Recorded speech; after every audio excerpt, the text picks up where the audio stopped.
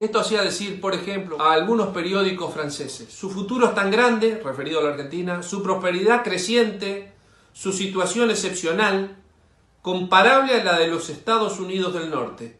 Todo esto se logró en un país que respetó durante esos 50 años, no después, el sistema económico alberdiano plasmado en nuestra Constitución Nacional, que podríamos resumir en 3-4 parámetros: respeto absoluto a la propiedad privada, libertad de comercio, muy pocos impuestos, moneda sana y libertad para producir y trabajar, sin subsidios, sin protecciones, sin transferencia de ingreso, sin redistribución del ingreso. Gabriel, a mí en la materia Sociedad de Estado del CBC de la UBA me enseñaron que con Perón se desarrolló la industria nacional y se dejó atrás el modelo agroexportador. ¿Qué tenés para decirme sobre Es eso? falso, son dos mitos, o mejor dicho, un mito y medio. Para esto me tengo que remitir a lo que expliqué en el video anterior, el inicio de la decadencia argentina. Entre 1880, 1875, 1880 y 1930, Argentina creció durante 50 años seguidos a la fabulosa tasa del 5% anual, en un momento donde crecer al 3% era fantástico. Muy pocos países, solo los que estaban en la vanguardia, crecían a esa velocidad. Equivaldría a crecer en este momento al 15 o más por ciento anual, solo que en esa época lo hicimos durante 50 años seguidos. Ahora, hay un dato adicional. El dato adicional es que en ese periodo de tiempo el agro creció al 3,7, lo que era muchísimo, lo que era espectacular. Y la industria creció al 5,7, mucho más que el agro, lo cual desmiente aquello de modelo agroexportador. Habría que llamarlo con propiedad modelo industrialista agroexportador.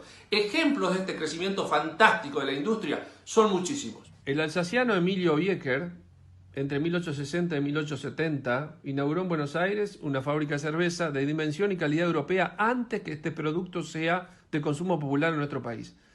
Esto lo siguió después, por los mismos años, un poquito después, la familia Bember, inaugurando la fábrica de cerveza Quilmes. Y lo mismo hicieron muchas familias alemanas en el sur de Santa Fe, iniciando una tradición que sigue hasta nuestros días. Otro personaje, Melville Bagley, todos recordaremos este apellido. Durante el gobierno de Mitre fabricó el primer producto inscripto en el registro de patentes y marcas en nuestro país, la esperidina.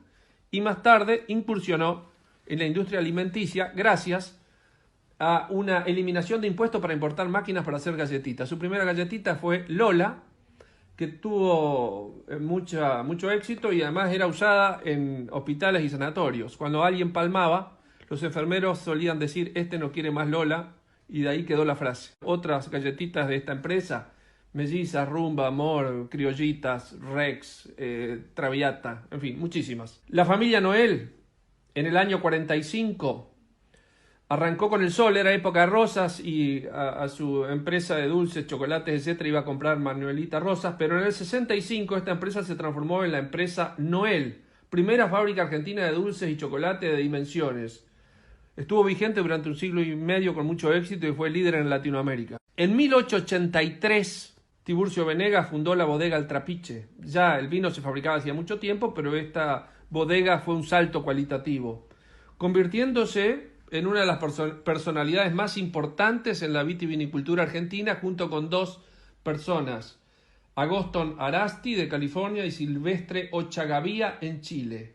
Desde 1853, fecha de nuestra Constitución Nacional, los nuevos emprendimientos industriales vinculados directamente a la producción rural, como frigoríficos, industria bodeguera, azucarera y lechera. Me voy a referir a una sola, la industria lechera. Las pequeñas industrias elaboradoras y comercializadoras de productos derivados de la leche prosperaban imparables. Un ejemplo: 1855 aparece Mañasco Hermanos. Un poco más tarde, son una explosión alrededor de las estaciones de tren. Por ejemplo, los suecos Svensson, la Escandinavia, la Delicia, en las estaciones Gándara, Jepener y Florencio Varela respectivamente. Italianos como Rinaldini en la estación Marcos Paz. Ingleses como Coan o Mahon en la estación Altamirano. Daneses como Larsen y Oysen en la estación Chascomús. Argentinos como Jorge Guerrero en la estación Guerrero. O La Martona en Vicente Casares entre Montegrande y Cañuelas. En 1884... de la unión de un belga, Ernesto Bunge, y su cuñado Jorge Born, surge Bunge y Born, para dedicarse a la comercialización de cereales, un trading internacional. Ya no estamos solamente en la producción, sino la comercialización a escala mundial. En 1899, la misma empresa adquiere un taller de hojalatería y empieza a fabricar envases en Tenera, que tengo entendido sigue hasta el día de hoy. Fue una líder continental en producción de envases. En 1902, el grupo Bungeborg instala un molino en el dique 3 de Puerto Madero y nace Molinos Río de la Plata, con la gran cantidad de productos de consumo diario, sigue hoy. En 1911 hay una huelga de obreros de la panificación, anarquista. Su gran aporte a la industria fue haberle puesto nombres que trataban despectivamente a las Fuerzas Armadas y al clero a ciertas facturas. Entonces, los cañoncitos, los vigilantes, bola de fraile, suspiro de monja, etc. Bueno, Torcuato Di Tella se cansó de estas huelgas, tenía una panadería e inventó una máquina amasadora de pan. Fue tal su éxito nacional e internacional que tuvo que hacer una industria para fabricar esa máquina amasadora de pan. Se llamó Sección Industrial Amasadoras Mecánicas, SIAM. Empezó fabricando máquinas amasadoras, siguió fabricando heladeras, cocinas, autos, motos, etcétera, etcétera. La empresa SIAM es una metáfora de lo que no debe hacerse. Surgió en un país libre y empezó a decaer en un país con industria protegida. Los hijos de Torcuato Di Tella mordieron el anzuelo. La empresa quebró en 1972 y los hijos se reciclaron como políticos, uno en el gobierno de Menem y otro en el gobierno de los Kirchner. Otros ejemplos. Bartolomé Long inventó en 1875 la desgranadora argentina en Colonia Hessler, Santa Fe. En 1917 aparece la primer cosechadora autopropulsada del mundo. La inventó José Frick en Pigüé. Suele decirse que la primer cosechadora autopropulsada del mundo fue la Rotaña, que en realidad fue creada 10 años después. Es verdad que la Rotaña estuvo mejor protegida por patentes y atrás de esa cosechadora autopropulsada